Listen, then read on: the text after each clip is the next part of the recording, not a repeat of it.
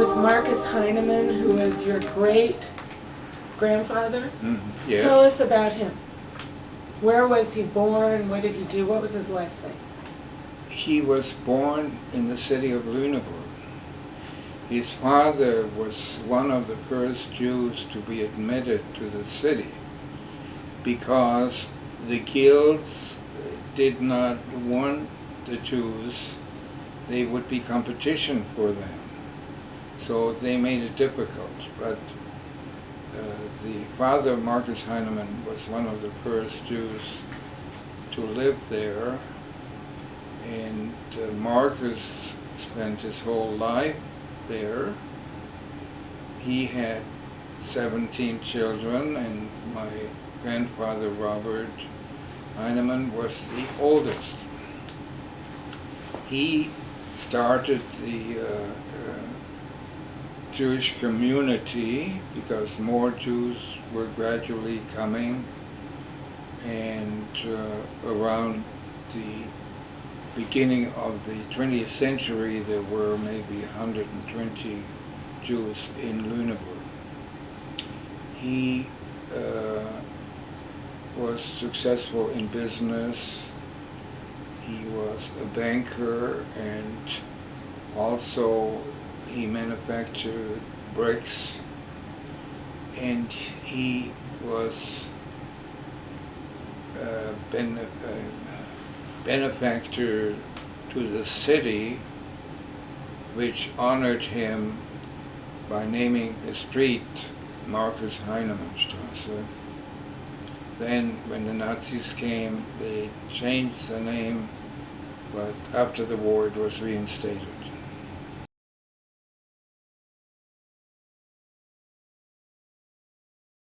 Who was his wife? You know anything about your great-grandmother? I know that she died. You know, she had 17 children, and the youngest one was Henry. And when Henry was born, she died. And her name was Henrietta? I think so. And because I didn't know them, they were already deceased when Before I was, you. Yeah. So now let's talk about your grandfather, Robert. Yes. I remember that he came to visit us during the war in Holland. He was an attorney, and he died in 1922. I think he was in his early 60s. And you were named after him, right? What were the qualities that he had that your family wanted you to have when they named you? Well, the whole family, since he was the oldest, came to him for advice, and they respected him, and he was quite advanced in letting his daughters go to university. My mother was the oldest, and she was sent to Oxford. She was going to be a teacher, but then she got married, so she didn't practice it. And Lotte became a doctor, which was very unusual for the time, the early 20th century. So he was really advanced. He was not an Orthodox Jew like his father. So Marcus Heinemann was very religious, and then Robert was less so. Yes. And what about your grandmother? What was her name? Selma. Her maiden name was Sternau, and she and her family came from Dortmund, and that's probably how my father met my mother and met his mother-in-law. So you said that your grandmother was very frugal. Remember Yes. What did you mean by that? Well, I remember she would buy cake on Sunday because many of the family members came to visit, and I didn't get too much. And so when my father came to visit and gave me a banana, there were shortages. There was a depression in Germany. But this was how she was not, I don't think, I would say she was a generous person. Mm. And actually, he died when I was about 5 or 6 years old. I don't even remember, but I read in the diary that my parents wrote that he and my grandmother came to visit us in Holland. And he was very impressed about how well my father was doing. So he was happy with your father as his son-in-law. Yes. My grandmother, Elsa, had 5 brothers and sisters. Yes. So why don't we talk a little bit about each of those? So Elsa was the oldest. Yes. And then came Lottie. And Lottie was the doctor. Yeah, she became a specialist for children. What do you call it? Pediatrician. Pediatrician, yeah. And her sister was a nurse. She became a head nurse in the Jewish hospital in Hamburg. Her fiancé died, and she never got married. Well, did he die in the war? I don't know how he died. She did a lot of caretaking of the family, right? I read that she took care of you when you were a baby. She also took care of my sisters and I when we were in New York. Well, they came, I know she came to visit us when we lived in Holland. So did a lot of other members of the family. Mm-hmm. And then later, when I lived in Los Angeles, she came to visit my mother, and they liked to go to La Jolla and to Laguna. My mother would spend time there. So they were close. Would you say she was very close to your mother?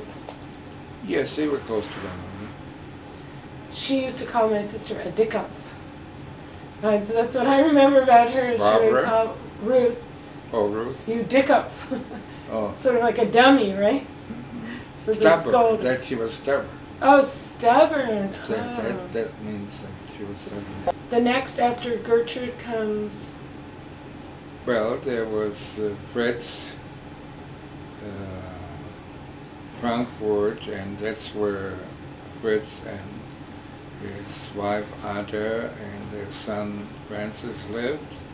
So I visited them, and later, after the war, when Francis had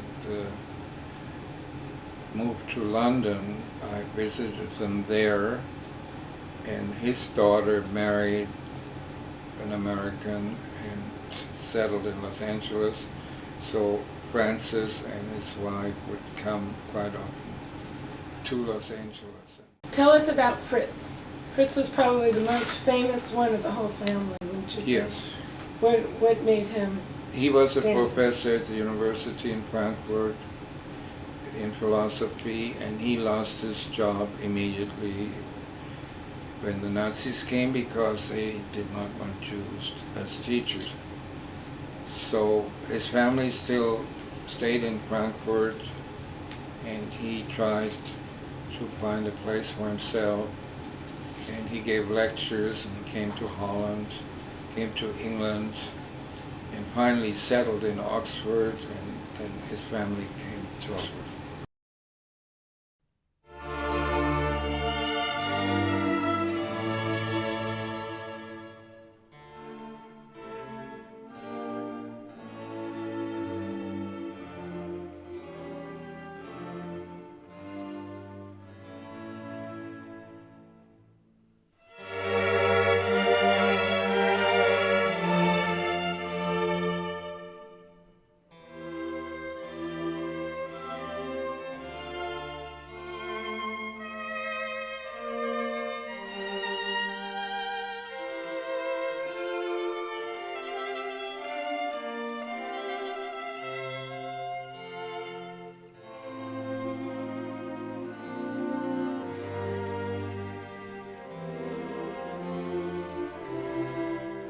Kurt was taken prisoner just at the end of the First World War, and probably only for a short time. And then my parents had him come and stay with us in Holland. Left for the United States about 1924, and some of his uncles, there were three brothers of my grandfather who were already in the United States. They probably helped him.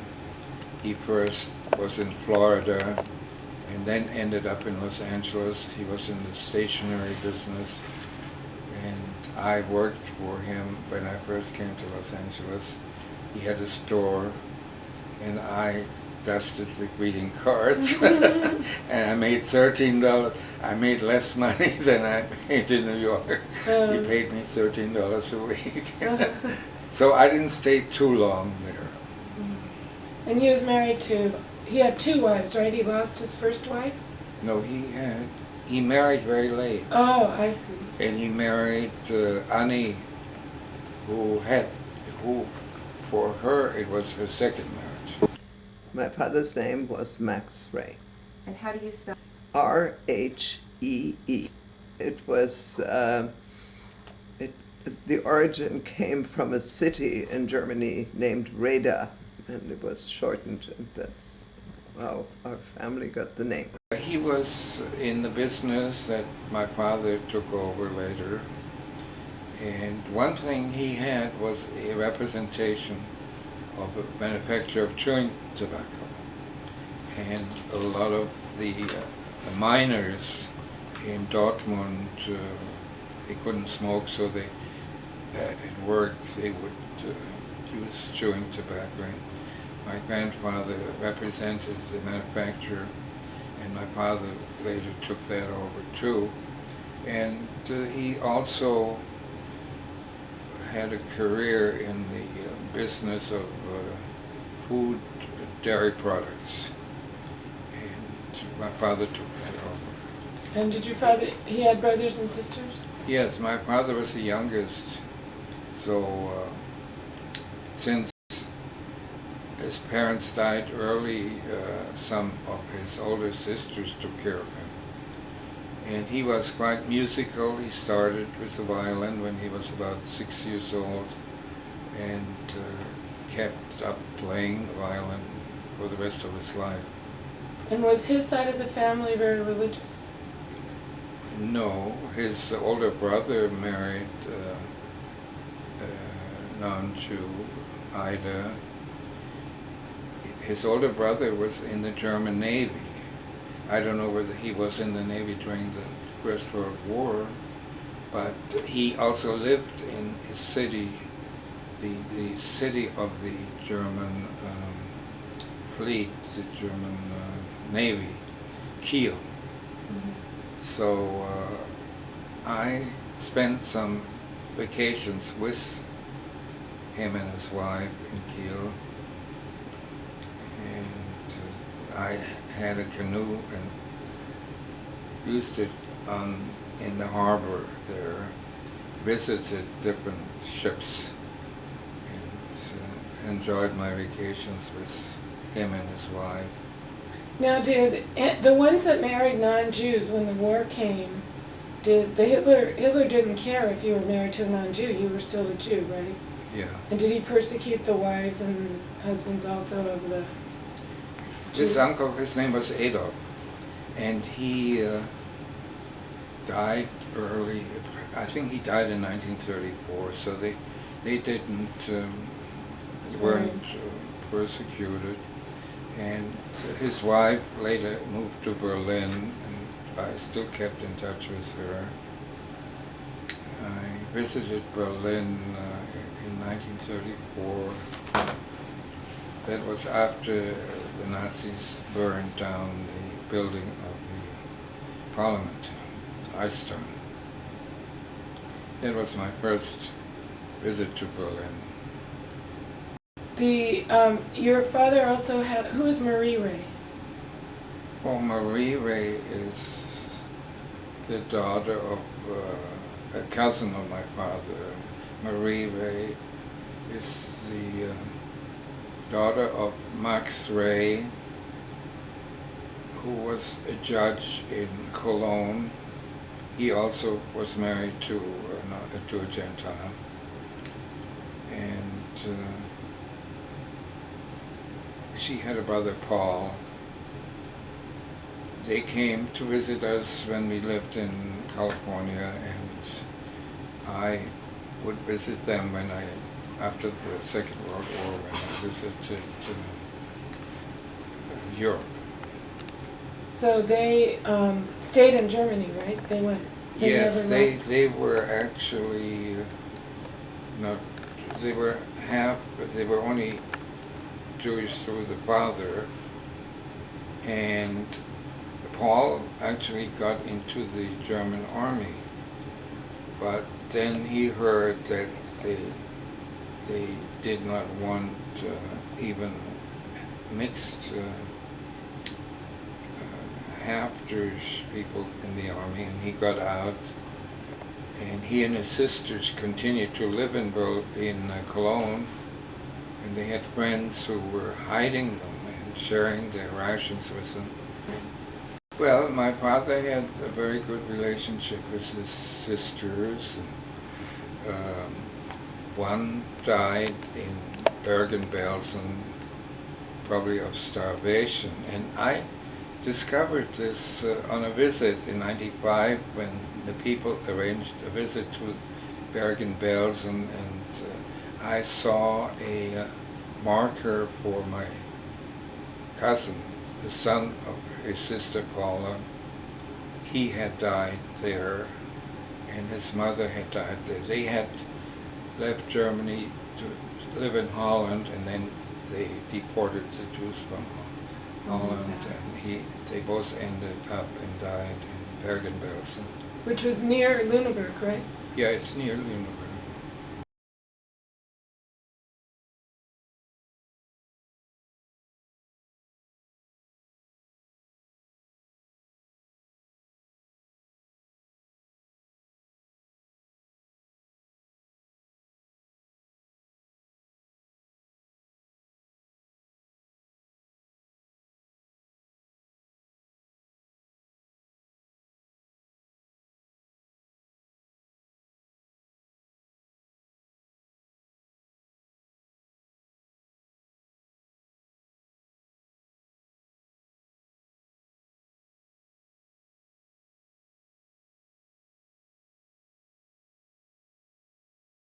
The picture you see here is the home in which my parents lived before I was born. Unfortunately, we don't have any pictures of the house in which I lived with them. Meanwhile, that house is destroyed and through the war, and we haven't been able to take any recent pictures of it. My early memories are really very good. We had a lovely home in Dortmund, and my parents were happily married. I have two brothers. They left home fairly early to go to boarding school, and then eventually during the Hitler time.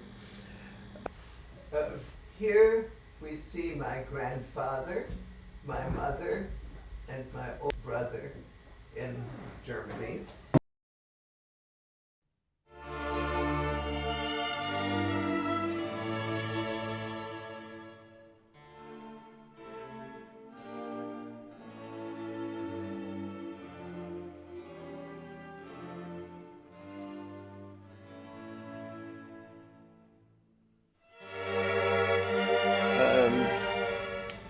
We had a very comfortable life. My father was in business, had an import business. Here you see my father, who was really quite a pioneer and always very enterprising.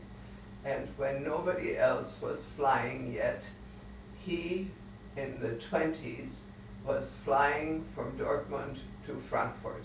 Well, my father was very interested in politics. He was a member of the Democratic Party, and he admired Walter Rathenau, who was the first Jew to be Secretary of State in the Weimar Republic, and he was later assassinated. And at home we had a sculpture made by an artist in Dortmund of Walter Rathenau. Since not too many people in the United States knew him, my mother wanted this to go to Germany, and I took it, and it's now in a museum in Germany. And we took very nice trips together to Switzerland, and on weekends we went on hikes.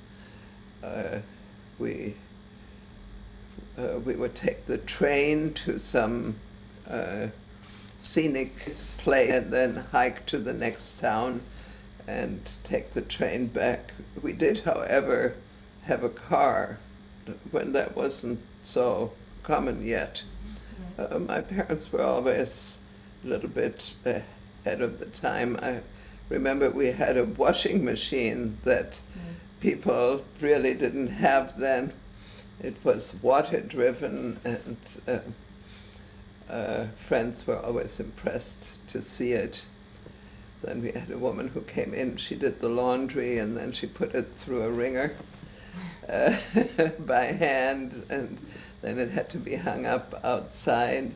That was always Mondays she came.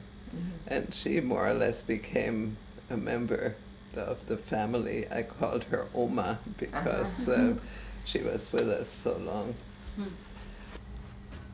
My friend Gika is the tall one, and I am next to her. This is part of a diary that I had been assigned to write when I was in the 4th grade. Memories from the age of 3 to the age of 6. And there you see the German script. The girl on the right is a good friend of mine whose younger sister has also become a very good friend of mine. They survived the war in hiding in Holland, and their parents were killed in concentration camps. And the person who hid her sister is just coming now from Holland. She's in her upper 80s to visit them, and they of course are eternally grateful to that family. And this lady is being honored at a service in their congregation in New Jersey. The lady's not Jewish, but she is being honored by the Jewish congregation of my friend. In the middle is Gika again, and I'm on the side here.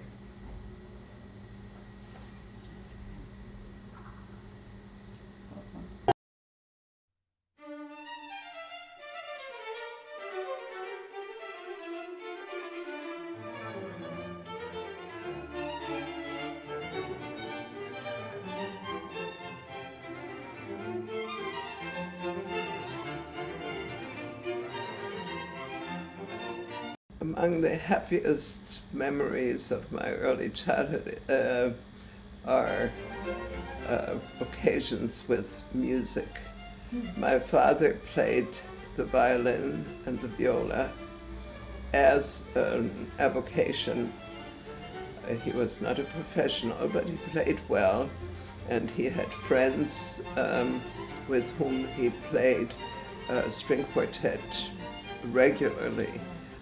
Every week, so I would go to sleep with all of Beethoven's quartets, Opus 18 and Opus 59 and 132 and whatever, and yeah, that's right. and music just played an important part in our life, and I think sustained my father through the very difficult Nazi days also.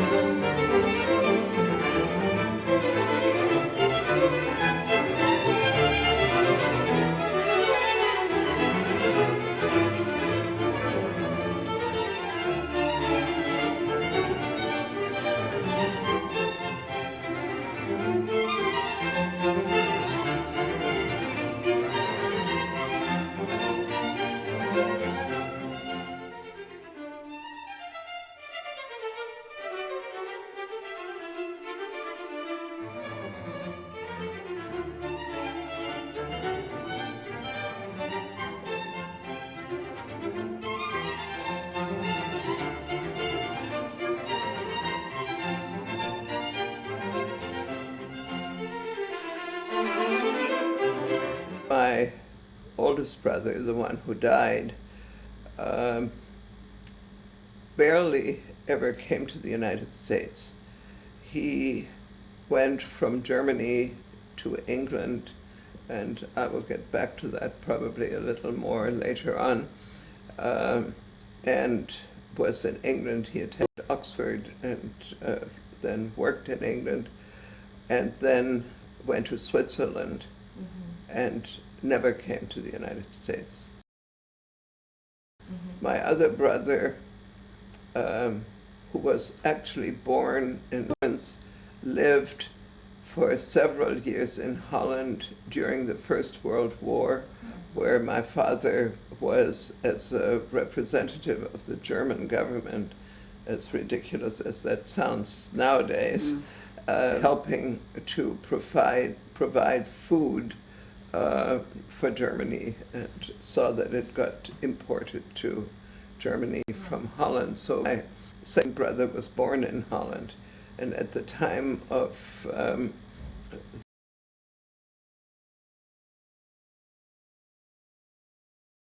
the very early Nazi days, my parents made arrangements for Holland to stay. My parents, meanwhile, had long immigrated, returned to Germany.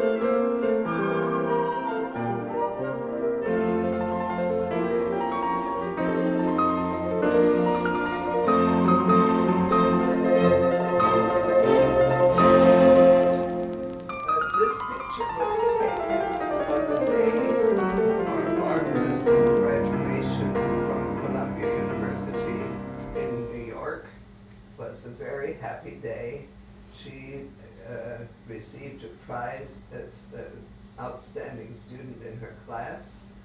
And we had all three daughters together, which doesn't always happen. This is Becki. Becki's name is really Esther Rebecca, and when she was in junior high school, she decided nobody is really called Esther anymore. So she switched to her name Rebecca and shortened it to Becki. This is Ruth. This is my husband Hans. This is Barbara, whom we were celebrating, and here I am.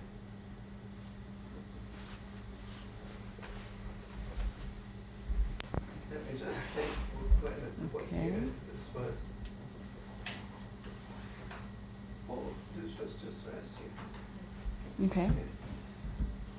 This picture was taken in 1998 on the occasion of my 75th birthday.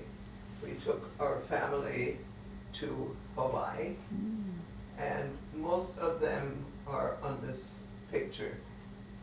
My husband on the far right, Julia, the daughter of Barbara. In the very back, Michael, the husband of Barbara, Becki, then Melania, Becki's daughter, Priscilla, Becki's stepdaughter. Here I am. This is Allison, Barbara's daughter, and David, Becki's son. Missing is Becki's husband, Rito. He's taking the picture. And also missing is Ruth. I will show you on the next picture. Okay. Or should I put it in front? That's okay. Okay. Ruth was not with us in Hawaii, and to see her here with her husband Michael, they're on a marathon to raise funds for AIDS. They bicycled from San Francisco to Los Angeles.